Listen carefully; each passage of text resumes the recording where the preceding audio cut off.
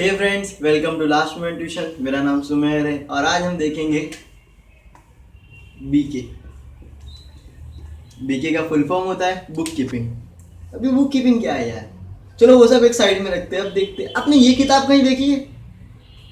जरूर देखिए यार। शुभ लाभ तो एक बनिए के पास या किसी मुनीम के पास, और अपने पिताजी भी तो रखते हैं ये किताबें, अंकल, जो अपना सारा हिसाब इसमें रखते हैं। कितने पैसे आए, कितने पैसे गए, किससे कितने लेने हैं, दूध वाले को कितने देने हैं, बिल कितना भरा, ये लाइट बिल, हर चीज़, गैस वाले से कितने भरे, वो हर चीज़ इस किताब में लिखी जाती है। तो वही एक हिसाब से तो उसी को बुक कीपिंग कहते हैं हमारे इंडियन लैंग्वेज में। तो इसको अंग्रेजी में क्या कहते हैं, चलो देखते हैं। Book keeping is defined as an art as well as science of recording all financial transaction systematically in a proper book of account. सब ऊपर से क्या ना, चलो इसको इजी कर देते हैं, फिर से पढ़ते। Book keeping is defined as an art, एक कला है। कला तो पता है, ड्राइंग किताब देखी है आपने? हमें पता है, समझो ये ड्राइंग है तो इसके जो बाल है उसको मुझे ब्लैक कलर करना है, ये हमें पता रहता है। उसी तरह से हमारी किताब में किसको कहाँ लिखना है, हमें डेट्स कहाँ लिखनी है, ट्रांजैक्शन मतलब जो पैसे लिए उसका पूरा हिसाब कहाँ लिखना है, कैसे लिखना है, वो एक कला है किताब को मेंटेन करने की। आपने लड़कियों की किताब देखी है कैसे मेंटेन होती है? वो एक कला है। हम लड़कों में तो कम होती है, लेकिन लड़कियों की किताबें कभी जाके देखना, लाल pen, blue pen, black pen, कितनी नीट एंड क्लीन रखते हैं। As well as science of recording all financial transaction. Science है। अब आपने कभी साइंस में देखा है इस केमिकल को कौन से में डालते हैं और कौन सा रिजल्ट मिलता है, हमें पता चलता है। उसी तरह से कौन सी चीज़ कहाँ लिखनी है, समझो मैंने पूरा हिसाब एक एक दिन का लिखा, उसके बाद मुझे महीने के आखिरी तारीख में जो रिजल्ट मिला कि हाँ मेरा ये फ़ायदा हुआ है और इतना मेरा नुकसान हुआ है, वो एक साइंस है। उस चीज़ों को रिकॉर्ड करने का। फाइनेंशियली यानी पैसों के मामले में, ट्रांजैक्शन यानी कितने पैसे आए, कितने पैसे गए, सिस्टमेटिकली मतलब एक के बाद एक, उसके बाद एक, उसके बाद एक, हर तारीख का है, इन अ प्रॉपर बुक, एक प्रॉपर किताब में, ऑफ अकाउंट की किताब में। तो अब आपको पूरी डेफिनेशन बहुत अच्छे से समझी होगी कि book keeping is defined as an art, एक कला, as well as science of records करना हर चीज़ को, all financial transaction systematically, system wise, एक प्रॉपर किताब में, उसे कहते हैं बुक कीपिंग। और इंडियन में भाषा में कहते हैं हम हमारी जमा पूंजी की किताब, इसे हम बहीनामा भी कहते हैं। बहीनामा भी कहते हैं। बही का मतलब होता है किताब, जिसे हम बुक कहते हैं। नामा का मतलब होता है रिकॉर्ड्स, मीन्स जिसके अंदर हम लिखते हैं। तो अगर हम बुक कीपिंग को ऐसा कहा जाए तो बुक रिकॉर्ड्स, और उसको अंग्रेजी में कहे तो बुक कीपिंग होता है। तो डेफिनेशन हो गई। चलो हम इनके कुछ ऑब्जेक्टिव्स देखते हैं। ऑब्जेक्टिव्स टोटल 9 ऑब्जेक्टिव्स है। तो पहले पे जाते हैं, to know the total capital invested to start और द रन बिजनेस। अब समझो मैंने एक बिजनेस शुरू करा है, तो मुझे पैसे तो चाहिए रहेंगे। तो समझो मैंने 30,000 डाले थे, 30,000 रुपये मैंने बिजनेस शुरू करने को, और मुझे हर महीने का मेरा खर्चा है, लाइट बिल, भाड़ा वीड़ा सब मिला के मेरा 3,000 खर्चा है। तो वो चीज़ें चलेगी। तो ये चीज़ें हमें लिखनी चाहिए अपनी किताब में, ये चीज़ें हमें पता रहनी चाहिए कि हमारा कितना इन्वेस्ट कर रहे हैं और कितना खर्चा हो रहा है हर महीने। तो पहला ऑब्जेक्टिव वो है। दूसरा है to know the expenditures and income of the expenditure. वो चीज़ होती है कि हमारा खर्चा कितना हो रहा है भाई बिजनेस में। खर्चा बोले तो हाँ, समझो मैंने सामान खरीदा, उसका खर्चा, मैंने लाइट बिल भरा, उसका खर्चा, मैंने भाड़ा भरा, वो खर्चा, और मेरी इनकम आ कितनी रही है, मेरे पैसे आ कितने रहे हैं, मुझे चलो इससे इतने मिले, उससे इतने मिले। तो वो होता है, हमें पता रहना चाहिए हमारा एक्सपेंडिचर कितना है और हमारी इनकम कितनी है अपने बिजनेस में। दूसरी चीज़, टू नो द प्रॉफिट और लॉस ऑफ द बिजनेस। अब हम बिजनेस करते क्यों है? अरे ऑब्वियसली फ़ायदा चाहिए यार, फ़ायदा, पैसा कितना आ रहा है। तो हमें पता रहना चाहिए कि हमारा प्रॉफिट कितना है, या लॉस हो रहा है या प्रॉफिट हो रहा है।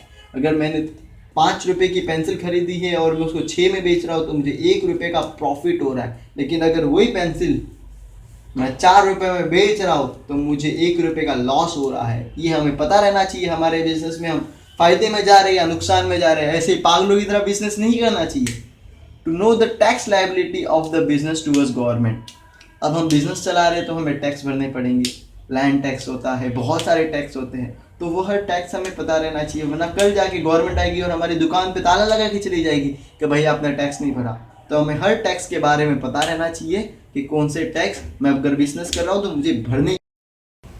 अब देखते हैं 5वां point, to know the total amount receivable from our debtors. हमें किससे कितने पैसे लेने हैं, receivable from our debtors. Debtors means किसे हमें पैसे दिए थे हमें लेने हैं। हमने किसको, समझो मैंने उधार दिए थे, तू 50,000 रख, तू 10,000 रख, तो उनसे हमें 50,000 लेने हैं, 10,000 लेने हैं। उसको कहते हैं 5वां ऑब्जेक्टिव्स। हमें पास रिकॉर्ड्स होनी चाहिए कि हाँ भाई हम भूल नहीं जाने चाहिए वरना हमारा नुकसान हो जाएगा। To know the total amount receivable from our debtors. समझो मैंने किशोर को 50,000 दिए तो मुझे पता रहना चाहिए कि मैंने किशोर को 50,000 दिए थे और मुझे उससे 50,000 वसूल करने हैं या लेने हैं। 6 point, to know the total amount payable to our creditors. अब ऐसा ज़रूरी नहीं है हम सबको देते हैं, हम लेते भी है। तो समझो मैंने अमीर चंद से 1 लाख रुपया लिया था, तो ये चीज़ मुझे लिखी रहनी चाहिए कि भाई मैंने अमीर चंद से 1 लाख रुपया लिया था।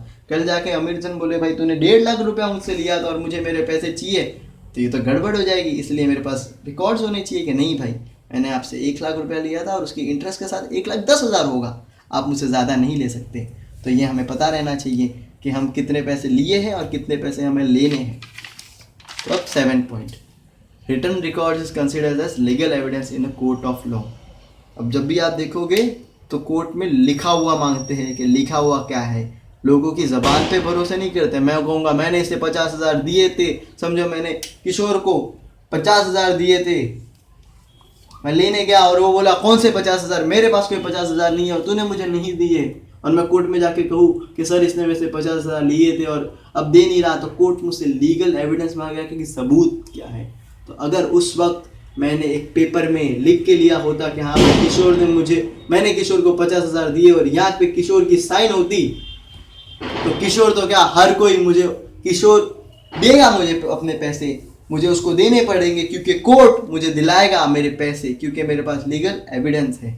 अब जाते 8 पॉइंट पे, to know total assets and liabilities of the business. मुझे एसेट्स मतलब क्या होता है, ये वर्ड हमेशा कंफ्यूज करता है। एसेट्स मीन्स यार मेरा खुद का क्या इन्वेस्टमेंट था, मेरी दुकान है तो वो एसेट हो गया, मेरा फर्नीचर है दुकान का वो मेरा एसेट्स हो गया, मेरी ज़मीन है वो मेरा एसेट्स हो गया। अब लायबिलिटीज़ क्या है, लायबिलिटीज़ वो होती है, समझो मैंने लोन लिया था बिजनेस के लिए, तो लोन मुझे हर महीने भरना पड़ेगा, इतना लोन भरना पड़ेगा, वो हो गई मेरी लायबिलिटीज़। मैंने कितना क्रेडिट, वो सब लायबिलिटीज़ में आता है।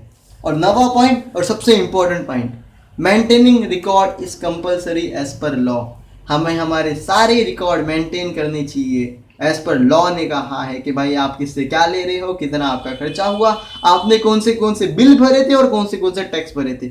समझो कल आके गवर्नमेंट ने आप पे रेट मार दी, तो आपके पास अगर रिकॉर्ड है तो लॉ आपका कुछ नहीं कर सकता। आप कहोगे सर ये लीजिए आपके सारे बिल है मेरे पास, सारे लॉ है कि मैंने आपके सारे पैसे भरे हैं, तो आप हमारा कुछ नहीं बिगाड़ सकते।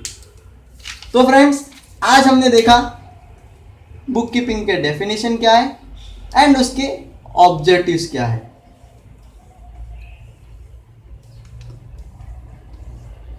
ऑब्जेक्टिव्स क्या है, अगले वीडियो में हम देखेंगे उसके कमर्शियल टर्म्स क्या है। थैंक यू सो मच हमारा वीडियो देखने के लिए। अगर आपको ये वीडियो पसंद आया तो प्लीज़ अपने दोस्तों को शेयर कीजिए क्योंकि ज्ञान बांटने से बढ़ता है।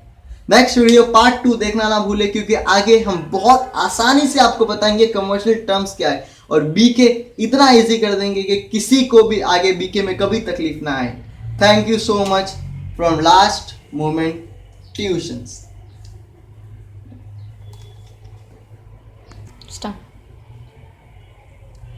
और प्लीज़ सब्सक्राइब करना मत भूलिएगा क्योंकि जैसे ही आप सब्सक्राइब करोगे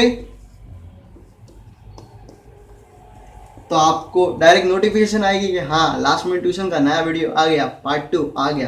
तो ज़रूर देखिए और ज़रूर सब्सक्राइब करिए, लाइक करें, शेयर करें, कमेंट करें। आपको कुछ भी डाउट हो तो आप कमेंट करें। और अगर आपको इसके बहुत अच्छे नोट्स चाहिए तो हमने इंग्लिश को हिंदी में कन्वर्ट करके बहुत अच्छे से उनके मीनिंग्स लिखे हैं, तो प्लीज़ अपनी ईमेल आईडी कमेंट बॉक्स में डालिए ताकि हम आपको इसके नोट्स भेज सकें। थैंक यू सो मच और नोट्स एकदम फ्री है आपके लिए।